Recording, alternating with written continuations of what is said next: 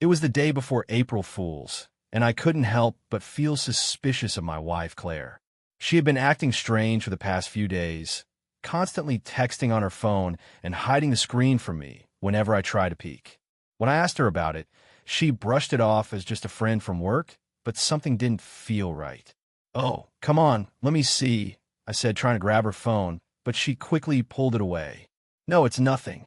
Just a silly message from a friend," she insisted, but her tone was evasive.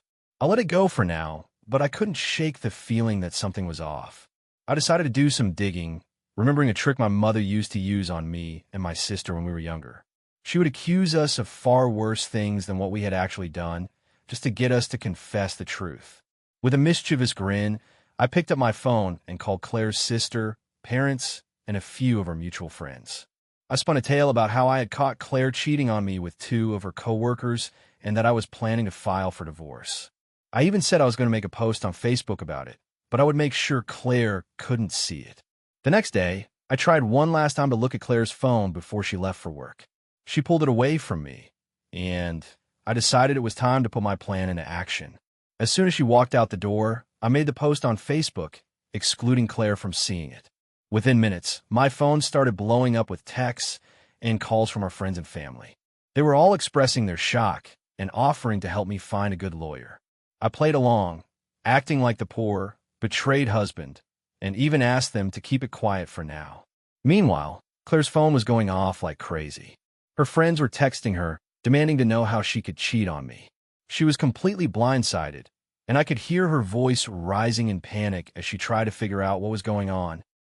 Her boss at work must have heard the rumors too, because he pulled her into his office and confronted her about it. Apparently, they had security cameras that caught Claire kissing one of her coworkers after hours. She was immediately fired for inappropriate behavior.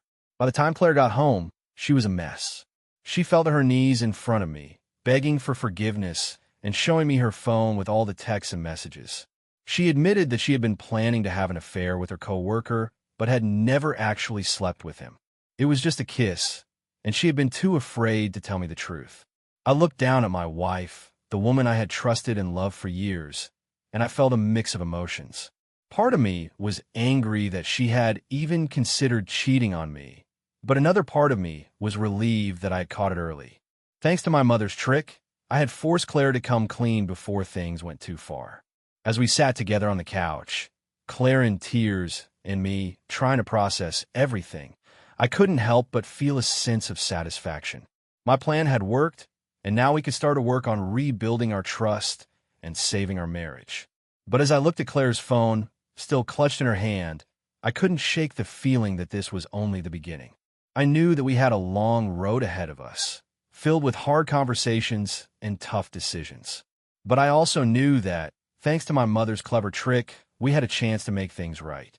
And so, as the sun set on that fateful April Fool's Day, I pulled Claire close and whispered to her, "It's going to be okay.